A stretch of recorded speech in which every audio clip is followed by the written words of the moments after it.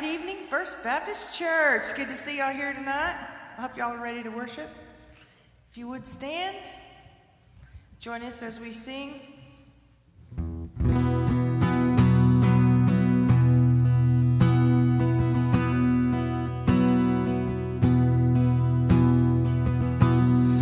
Blessed assurance,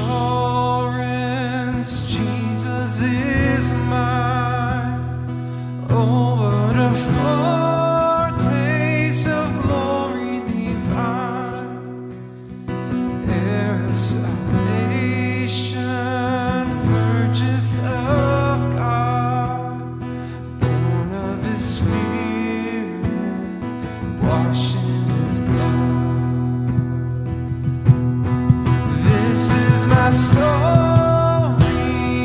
this is my song, praising my Savior all the day long. This is my story, this is my song, praising my Savior all the day long.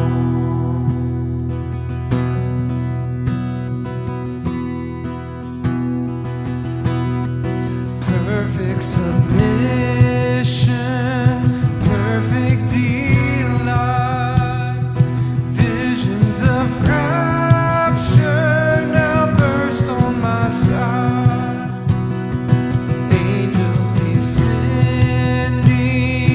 bring from above echoes of mercy, whispers of love. This is my story, this is my song, praising my Savior all the day long. This is my story, this is my song, praising my Savior all the day long. Perfect submission, all is at rest. I and my Savior am happy and blessed, watching and waiting, looking above, filled with His goodness, lost in His love. This is my story, this is my song, praising my Savior all the day long. This is my story, this is my song, praising my Savior all the day long. This is my story, this is my song, praising my Savior all the day long.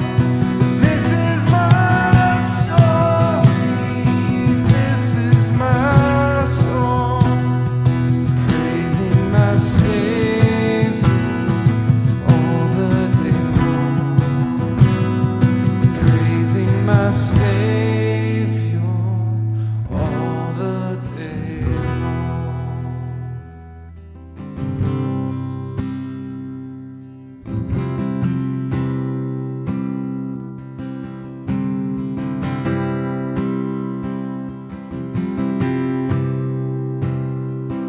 I love you, Lord. Oh, your mercy never fails me. All my days I've been held in your hands. From the moment that I wake up until I lay my head, oh, I will sing the goodness of God. And all my life you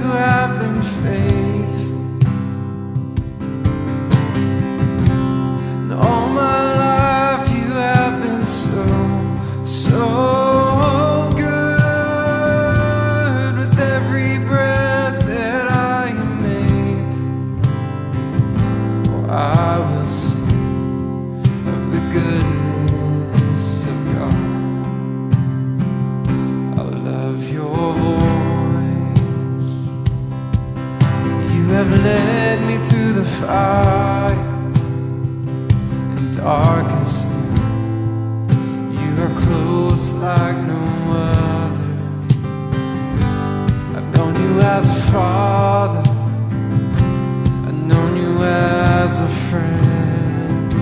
I have lived in the goodness of God. All my life you have been faithful.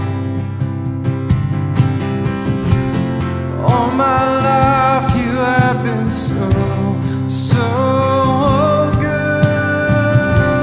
With every breath that I am able, I will sing of the goodness of God.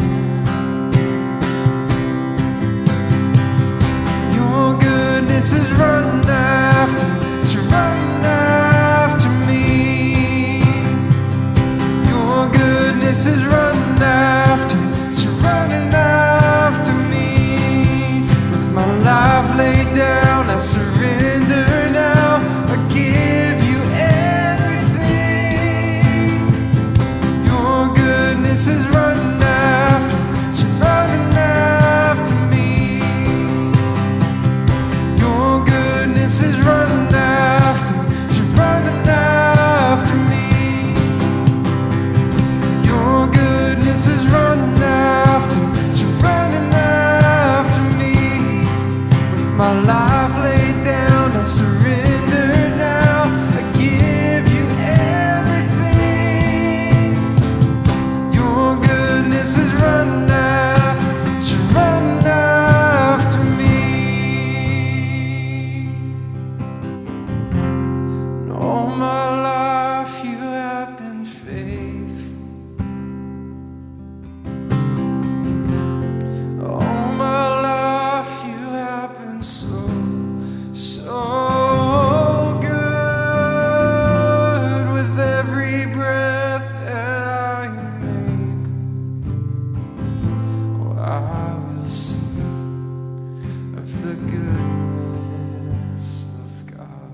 All right, you can have a seat. All right, thank you, Chris and Roxanne. Good to see everybody tonight. I'm glad that you're here. You picked a good night to be here. We are in, if you would turn there with me, Joshua chapter 9 and 10 tonight. And both chapters have really great stories. Chapter 10, you're going to hear things tonight that are just amazingly unique in history and just astounding, astonishing miracles that you're going to hear and see tonight. In chapter 10. Chapter 9 is a fascinating chapter. It's a great story, and I probably like chapter 9 better than I should, but I find it fascinating what happened. So we're going to look at that first in chapter 9, and then we'll look in chapter 10. Joshua chapter 9, beginning in verse 1. Remember, the Israelites are now in the midst of their, or in the beginnings of their conquest of the promised land. They've already come across Jericho and the king of Ai and have had those victories, and now God has brought them a little further. Now, when all the kings of the Jordan heard about these things, those in the hill country and the western foothills and along the entire coast of the Great Sea as far as Lebanon, the kings of the Hittites, Amorites, Canaanites, Perizzites, Hivites, and Jebusites, they came together to make war against Joshua and Israel. So they all band together to make a great big army. Verse 3, however, when the people of Gibeon heard what Joshua had done at Jericho and Ai, they resorted to a ruse. They went as a delegation whose donkeys were loaded with worn-out sacks and old wineskins, cracked and mended. The men put worn and patched sandals on their feet and wore old clothes. All the bread of their food supply was dry and moldy. Then they went to Joshua in the camp at Gilgal and said to him and the men of Israel, "We have come from a distant country. Make a treaty with us." The men of Israel said to the Hivites, "But Perhaps you live near us. How then can we make a treaty with you? We are your servants, they said to Joshua. But Joshua asked, who are you and where do you come from? They answered, your servants have come from a very distant country because of the fame of the Lord your God. For we have heard reports of him, all that he did in Egypt and all that he did to the two kings of the Amorites east of the Jordan, Sihon, king of Heshbon, and Og, king of Bashan, who reigned in Ashtaroth. And our elders and all those living in our country said to us, take provisions for your journey, go and meet them and say to them, we are your servants, make a treaty with us. This bread of ours was warm when we packed it at home on the day we left to come to you, but now see how dry and moldy it is. All these wineskins that were filled with were new, but see how cracked they are, and our clothes and sandals were worn out by the very long journey. So it's a tale of two peoples here. You have one group, the first group, a group of kings. They band together with other cities to create one massive army. And then you have the residents of, in fact, it's several towns, but it's one group of people, the Gibeonites, or the Gibeons. And they have a different strategy. Now, their strategy involves deception of God's people. And I'm not supposed to recommend that anybody use deception. I'd say deception's a bad thing, but in this particular case, of these two groups, one group's going to get completely wiped out, and one of them is going to survive. And believe it or not, it's the ones that use their head rather than their weapons, because there is no weapon that can succeed against God's army, God's people. Gibeon was actually located only 25 miles from the camp of Israel at Gilgal and was on Joshua's list to be destroyed. And in fact, had they not made this treaty, they would have been wiped out, every one of them, very soon, and they knew it. In Deuteronomy chapter 20, we've already gone over the fact that God's law stated that Israel must destroy all the cities in Canaan. So they were on the list. They were going to be destroyed. The Gibeonites knew that. If after the conquest Israel was involved in other wars, they could offer peace to cities that were outside the land, but inside, they weren't to make treaties with them, they were to wipe them out. Somehow the Gibeonites knew about this law and decided to use it for their own protection. Verse 14. The men of Israel sampled their provisions, but did not inquire of the Lord. Then Joshua made a treaty of peace with them to let them live, and the leaders of the assembly ratified the oath. 3 days after they made the treaty with the Gibeonites, the Israelites heard that there were neighbors living near them. So the Israelites set out on the third day, came to their cities, Gibeon, Kipharah, Beeroth, and Kiriath Jearim. But the Israelites did not attack them because the leaders of the assembly had sworn an oath to them by the Lord, the God of Israel. Well, first of all, you have to notice what Joshua and the people didn't do, obviously. It tells us point blank in verse whatever. Verse 14, the men of Israel sampled their provisions, but did not inquire of the Lord. So they have nobody to blame but themselves in this ruse, this deception. You notice they asked them twice in the previous verses, where are you from? And they wouldn't tell them where they were from. What they would only say was, we come from a distant land. You know, I'm not an expert liar, but that seems like a hint right there. They won't say where they're from. If you get stopped by a police officer, hypothetically, and he says, where are you from? And you say, well, I'm from out of state, a long way away. The police officer would probably say, yeah, okay, I got that. Where are you from? He wants to know a town, a place, a location. And so these guys just give them this vague general thing that people do when they're lying, and the Israelites didn't seem to notice. So the reason is simple. Joshua and the leaders of Israel were impetuous and did not take time to consult God. They walked by sight and not by faith. After listening to the stranger's speech and examining the evidence, Joshua and his leaders concluded that the men were telling the truth. The leaders of Israel took the, quote, scientific approach instead of the spiritual approach. They depended on their own senses, examined the facts, at least their observable facts, discussed the matter, and agreed in their conclusion. It was all very logical and convincing, but it was all wrong. There are times where you and I see a path forward and it seems so obvious there's just no need to consult God. That special someone you meet, or to take that job because it pays so well, how could it not be a good idea? Or to have this strategy in your life, or to buy that thing, or to invest in that investment, or whatever it is in life, it just seems like such a good deal, there's just no need.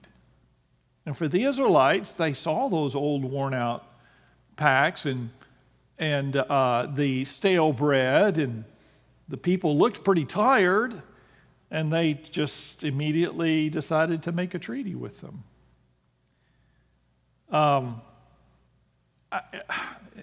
It says a word to me about how gullible they were. I guarantee this was a learning lesson for them, but that's exactly what had happened. Look in the last part of verse 18. The whole assembly grumbled against the leaders. That is, the Israelites grumbled against the Israelite leaders. But all the leaders answered, "We have given them our oath by the Lord, the God of Israel, and we cannot touch them now. This is what we will do to them. We will let them live so that the wrath will not fall on us after breaking the oath we swore to them." They continued, "Let them live, but let them be woodcutters and water carriers for the entire community." So the leaders' promise to them was kept. Now, this is from the Bible Exposition Commentary. That's my commentary for the night. It says, Moses said to the Jews, "Be careful not to make a treaty with those who live in the land where you're going, or they will be a snare among you." That's Exodus chapter 34. Moses told them, don't make a treaty. But in their haste, Joshua and the Jewish leaders broke God's law and made a covenant with the enemy, and now they're in a pickle. They're in a quagmire because they're in trouble if they do and in trouble if they don't. Since their oath was sworn in the name of the Lord, it could not be broken. So now they're in this dilemma, and they simply choose to keep their oath. Verse 22. Then Joshua summoned the Gibeonites and said, Why did you deceive us by saying we live a long way from you? That's a dumb question. Of course, they know why they deceived them. Joshua is frankly asking, why did you do this? We're supposed to wipe you out. Why didn't you just let us wipe you out like everybody else? They know why they deceived them. Anyway, why did you deceive us by saying we live a long way from you? Well, actually, you live near us. Verse 23, you are now under a curse. You will never cease to serve as woodcutters and water carriers for the house of my God. And by the way, woodcutters is you're carrying the wood and chopping the wood, which is hard labor, and carrying the water. It's the jobs that nobody wants. It's the chores that's the lowest chore you can have and the hardest chore you can have. And so he says, you're going to get the crummy jobs. Well, that's still a good deal for them because they're not dead. But they say that's what's going to happen. Verse 24, they answered Joshua, your servants were clearly told how the Lord your God had commanded his servant Moses to give you the whole land and to wipe out all of its inhabitants from before you. So we feared for our lives because of you, and that is why we did this. We are now in your hands. Do to us whatever seems good and right to you. You know, I can't help but notice they have some level of faith here. There's no question in their mind. All the other kings, they're banding together to fight, but not these guys. They are aware of the power of the God of Abraham, Isaac, and Jacob. They know they have no chance, and this is their only shot. Verse 26, so Joshua saved them from the Israelites, and they did not kill them. That day he made the Gibeonites woodcutters and water carriers for the community and for the altar of the Lord at the place the Lord would choose. And that is what they are to this day. So this wasn't the end of the story. Joshua and his associates teach us an important lesson. If you make a mistake, admit it, and then make your mistake work for you. I do commend Joshua for his conclusion, because had he broken his vow and killed them, that would have been bad. Had he just let them go and said, okay, that would have been bad. So he found a way to make lemonade out of lemons, as it were, and have them work for him. The leaders put the Gibeonites to work hauling water and fuel for the service of the tabernacle, where both water and wood were used in abundance. Again, water and wood for 2 million people. That's a lot of water and wood.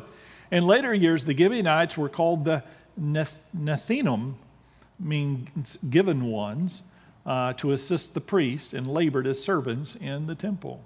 Interestingly, there is no evidence anywhere in Scripture that the descendants of the Gibeonites ever created any problems for the Jews. Isn't that interesting? You just think when you read this, well, this is a formula for disaster. They're gonna struggle with them from now on. But in fact, they integrated them in.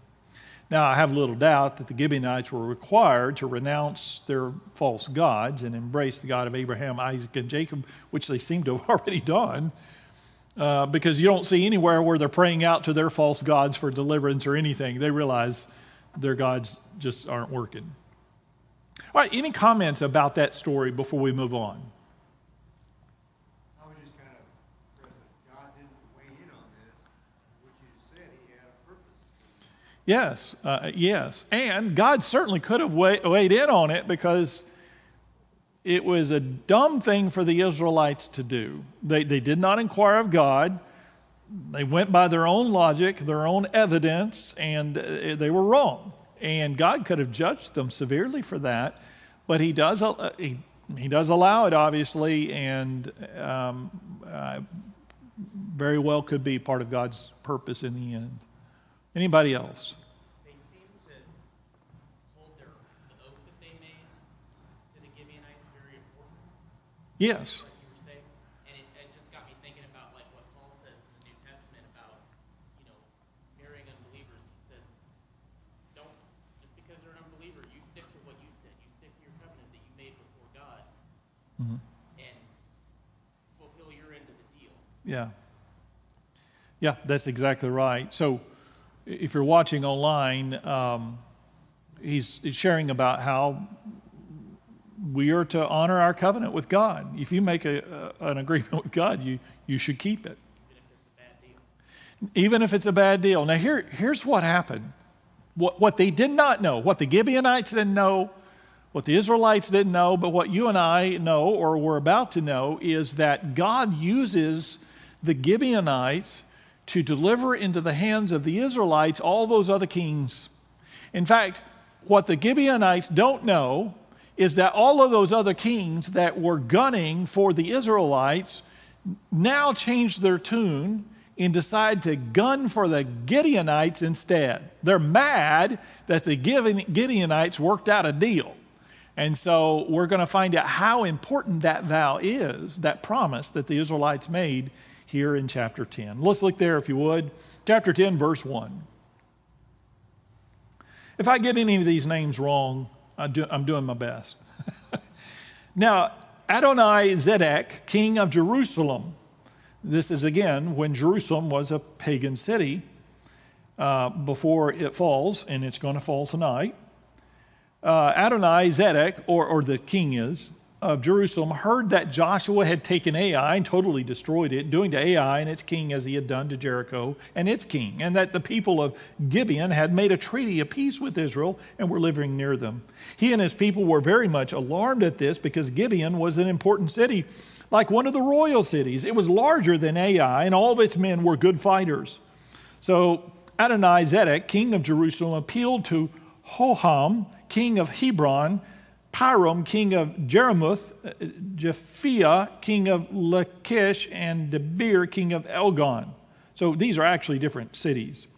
Come up and help me attack Gibeon, he said, because it has made peace with Joshua and the Israelites. Then the 5 kings of the Amorites, the kings of Jerusalem, Hebron, Jarmuth, Lachish, and Elgon, joined forces. They moved up with all their troops and took up positions against Gibeon and attacked it. So apparently Gibeon was quite a city. The Gibeonites then sent word to Joshua in the camp at Gilgal. Do not abandon your servants. Come up quickly to us quickly and save us. Help us, because all the Amorite kings from the hill country have joined forces against us. Now let me stop right there and say this. They have audacity. They've just been saved from sure death. And now they send word from the very people they deceived. They send word to them saying, hey, would you mind coming up with your army and protecting us? Because Joshua could have said, look, we're going to fulfill our vow. We're not going to wipe you out, but we don't have to save you either. Does that make sense? That makes sense to me. It's Joshua's opportunity to have them wiped out without him doing it himself. Somebody else is going to do it for him. But in fact, they do honor their word and they go and protect them. So Joshua, verse 7, marched up from Gilgal with his entire army, including all the best fighting men. The Lord said to Joshua, do not be afraid of them. I have given them into your hand. Not one of them will be able to withstand you. Now, again, before we go any further, I may have told you this a while ago. In Jericho, or at Jericho, we see God doing all the work. The Israelites just stand there and watch the walls fall. God does it. He just gives the city to them. At Ai, God requires the Israelites to fight, but he protects them and they have victory. Tonight, we're about to see God call his people to fight, and his people, the Israelites, do have to fight. But here's what's interesting about this. I don't know if this ever happens in Scripture. It may. I don't know if it does. You can enlighten me while I go, or you can enlighten me in a few minutes. But here's what happens: while they're fighting, God decides to get in on the fight himself. Did you know that? It's a great battle, because right in the middle of the battle, God shows up and he starts. Well, let's take a look. It's just a fascinating story. It's just so unusual. Then he stops time. We'll get to that in a minute.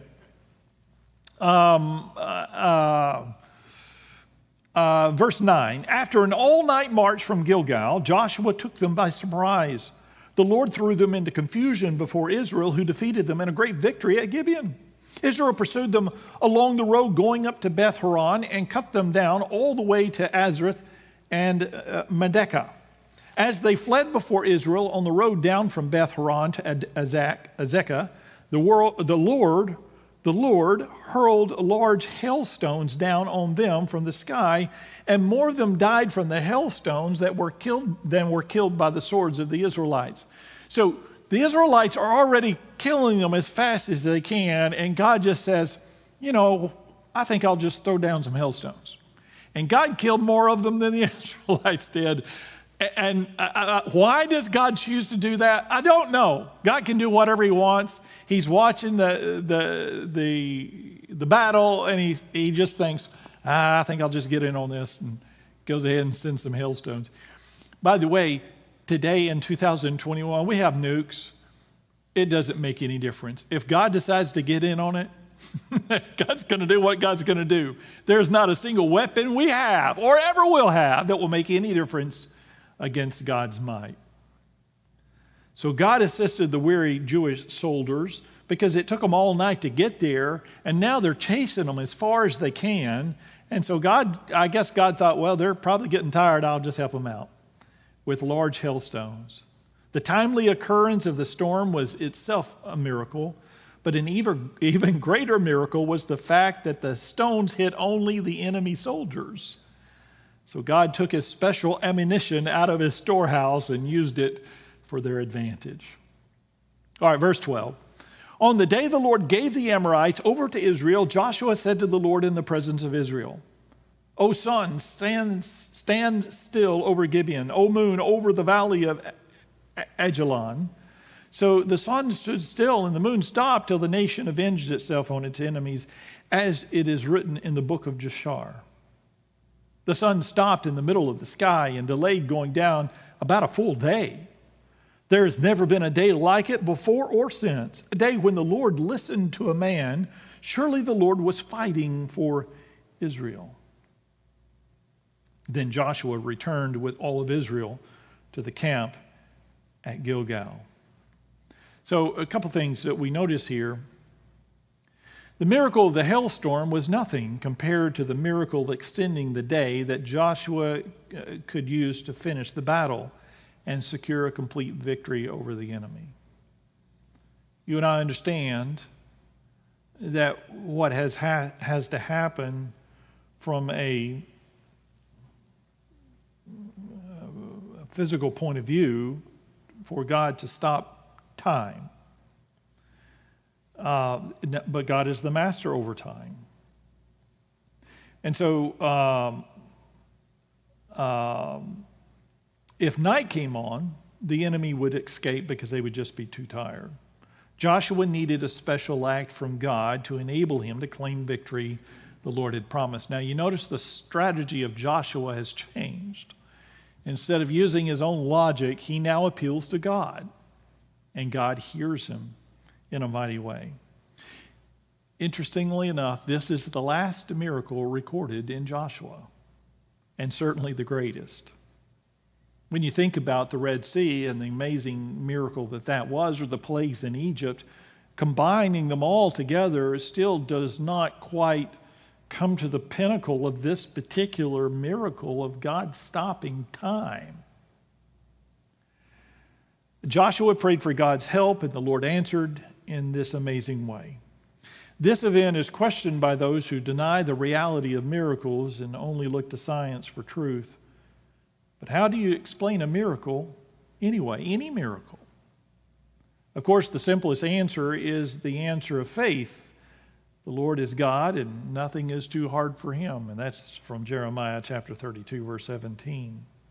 Day and night belong to God, Psalm 74:16, and everything he has made is his servant. If God can't perform the miracle described in Joshua 10, then he can't perform any miracle anywhere. God is sovereign or he is not. And if he's sovereign, which means all-powerful over all things, he's omnipotent, he can do whatever he wants, even stop time in this universe. You and I are slaves to time. Every day I wake up and I take that first step in pain in my feet, I'm reminded I'm a slave to time. It's just how it is. We are all caught on a linear timeline. We dream about being 18 again. We watch movies about time going back and forth. We watch superhero movies about them developing the ability to slip through time. We fantasize about that, but in the end, we cannot stop the world for 1 second. But God can, because he's all-powerful. Oh, I would love to have been there that day. I don't know if you could go back into Bible times, what day you would pick. Certainly the day of the resurrection, that Easter Sunday morning. But in my top 5, I think before I would go back to the Red Sea, I would want to go back to this day. We get to see hailstones come out of heaven and destroy an army. And then we get to see time stand still. What an amazing day. All right, verse 16. Now the 5 kings had fled and hidden in the cave at Makkedah. When Joshua was told that the 5 kings had been found hiding in the cave at Makkedah, he said, roll large rocks up to the mouth of the cave and post some men there to guard it. But don't stop. Pursue your enemies, attack them from the rear, and don't let them reach their cities, for the Lord your God has given them into your hand. Now, I don't know what the kings are thinking. Maybe they're tired, I don't know. And it's interesting that they're all together. So they run into this cave. Somebody sees them run into the cave, and they say, hey, they went into the cave. And so Joshua says, okay, just put a bunch of rocks in it. We'll get to that later. We'll pin them up, and then we'll deal with the others first, and we'll take care of them. So verse 20, so Joshua and the Israelites destroyed them completely, almost to a man. But the few who were left reached their fortified cities. The whole army then returned safely to Joshua in the camp at Makkedah, and no one uttered a word against the Israelites. Joshua said, "Open the mouth of the cave and bring those 5 kings out to me." So they brought the 5 kings out of the cave, the kings of Jerusalem, Hebron, Jarmuth, Lachish, and Elgon. When they had brought the kings to Joshua, he summoned all the men of Israel and said to the army commanders who had come with him, "Come here and put your feet on the necks of these kings." So they came forward and placed their feet on their necks. Joshua said to them, "Don't be afraid. Don't be discouraged. Be strong and courageous." And again, there's the theme of our book. "This is what the Lord will do to all the enemies you're going to fight." Then Joshua struck and killed the kings and hung them on 5 trees, and they were left hanging on the trees until evening. Now, verse 27 through 39, we're not going to read that, but it is a description of the Israelites then going to each of the 5 cities and conquering them very easily because the men are all dead, most of them. Verse 40, so Joshua subdued the whole region, including the hill country, the Negeb, the western foothills, and the mountain slopes, together with all their kings. He left no survivors. He totally destroyed all who breathed, just as the Lord, the God of Israel, had commanded. Joshua subdued them from Kadesh Barnea to Gaza and from the whole region of Goshen to Gibeon. All these kings and their lands Joshua conquered in one campaign because the Lord, the God of Israel, fought for Israel. Then Joshua returned with all Israel to the camp at Gilgal. So this was momentous. They go from just having a couple of victories and a long way to go to just in a day or two now conquering much of the promised land. As you review the whole episode of Joshua and the Gibeonites, you can't help but to be both warned and encouraged. These events warn us to be alert and prayerful lest the enemy deceive us and we start walking by sight instead of by faith. Then we'll find ourselves making decisions that are wrong and getting into alliances that are dangerous. But there's also a word of encouragement. God can even take our blunders and turn them into blessings. And it was a blunder. They weren't supposed to do it, but God turned it into a blessing. Now, this is not an excuse for carelessness. Don't start thinking in your life, well, it doesn't really matter what I do. I can mess up everything and God will fix it. That's not what the point of the passage is at all. But God can take our mess. He can take our mess and make it a victory because he's that gracious to us. It is an encouragement to think that when we have failed, God can still use us. 1 John chapter 5, verse 4 says this, and this is the victory that has overcome the world, our faith. So through Christ and through faith, God will overcome. Any comments or questions about either chapter for tonight?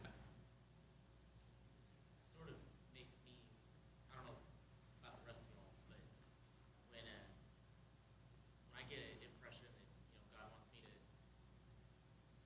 surrender a certain part of my life, it feels very heavy for me to just do it on my own. Yeah. But then when there's a cooperation with God, it's amazing to see what he can do.